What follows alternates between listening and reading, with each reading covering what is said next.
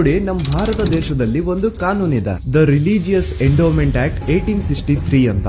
Basically ಈ ಒಂದು ಕಾನೂನು ಏನ್ ಹೇಳುತ್ತೆ ಅಂತಂದ್ರೆ, ಭಾರತದಲ್ಲಿ ಯಾವ್ದೆಲ್ಲ ಹಿಂದೂ ಟೆಂಪಲ್ಸ್ ಇದಾವೋ ಅವೆಲ್ಲ ಗವರ್ಮೆಂಟ್ ಪ್ರಾಪರ್ಟಿ. ಆ ಹಿಂದೂ ಟೆಂಪಲ್ಸ್ ನ ಮ್ಯಾನೇಜ್ಮೆಂಟ್ ಎಲ್ಲ ಗವರ್ಮೆಂಟ್ ಕೈಗೆ ಹೋಗಿ ಗವರ್ಮೆಂಟ್ ಡಿಸೈಡ್ ಮಾಡುತ್ತೆ ಆ ಮ್ಯಾನೇಜ್ಮೆಂಟ್ ಅಲ್ಲಿ ಯಾರ್ ಕೆಲ್ಸಕ್ಕೆ ಇರಬೇಕು, ಯಾರ್ ಕೆಲ್ಸಕ್ಕೆ ಇರಬಾರ್ದು, ಅಂಡ್ ಆ ಟೆಂಪಲ್ ಇಂದ ಬರ್ತಿರುವಂತಹ ಡೊನೇಷನ್ ಅಮೌಂಟ್ ನ ಏನ್ ಮಾಡ್ಬೇಕು ಅಂತ. ಸೊ ಈ ಒಂದು ಕಾನೂನಿನ ಪ್ರಕಾರ ಗವರ್ಮೆಂಟ್ ಇಂಡಿಯಾದಲ್ಲಿರುವಂತಹ ಆಲ್ಮೋಸ್ಟ್ ಎಲ್ಲಾ ಹಿಂದೂ ಟೆಂಪಲ್ಸ್ ನ ತನ್ನ ಕಂಟ್ರೋಲ್ ಅಲ್ಲಿ ತಗೋತಾ ಇರ್ಬೇಕಾದ್ರೆ ಗವರ್ಮೆಂಟ್ ಅಫಿಷಿಯಲ್ಸ್ ಧರ್ಮಸ್ಥಳ ಶ್ರೀ ಮಂಜುನಾಥ ದೇವಸ್ಥಾನಕ್ಕೂ ರೀಚ್ ಔಟ್ ಮಾಡ್ತಾರೆ. ಅಂಡ್ ಆಗ ಇಷ್ಟು ದಿನ ಟೆಂಪಲ್ ನ ಕಂಟ್ರೋಲ್ ಮಾಡ್ತಿದ್ದಂತಹ ಆ ಗೌಡ್ರು ಕುಟುಂಬ ಏನ್ ಹೇಳುತ್ತೆ ಗೊತ್ತಾ, ಇಲ್ಲ ಇದು ಹಿಂದೂ ಟೆಂಪಲ್ ಅಲ್ಲ, ಇದು ಜೈನ್ ಫ್ಯಾಮಿಲಿಗೆ ಬಿಲಾಂಗ್ ಮಾಡುವಂತಹ ಒಂದು ಪ್ರೈವೇಟ್ ಟೆಂಪಲ್ ಅಂತ ಹೇಳ್ತಾರೆ. ನಾನ್ ಇಷ್ಟು ದಿನ ಧರ್ಮಸ್ಥಳ ಶ್ರೀ ಮಂಜುನಾಥ ದೇವಸ್ಥಾನ ಒಂದು ಹಿಂದೂ ಟೆಂಪಲ್ ಅಂತ ಅನ್ಕೊಂಡಿದ್ದೆ, ಆದ್ರೆ ಈಗಷ್ಟೇ ನನಗೂ ಗೊತ್ತಾಗಿದ್ದು ಇದು ಹಿಂದೂ ಟೆಂಪಲ್ ಅಲ್ಲ, ಇದು ಒಂದು ಜೈನ್ ಫ್ಯಾಮಿಲಿಗೆ ಬಿಲಾಂಗ್ ಮಾಡುವಂತಹ ಪ್ರೈವೇಟ್ ಜೈನ್ ಟೆಂಪಲ್ ಅಂತ.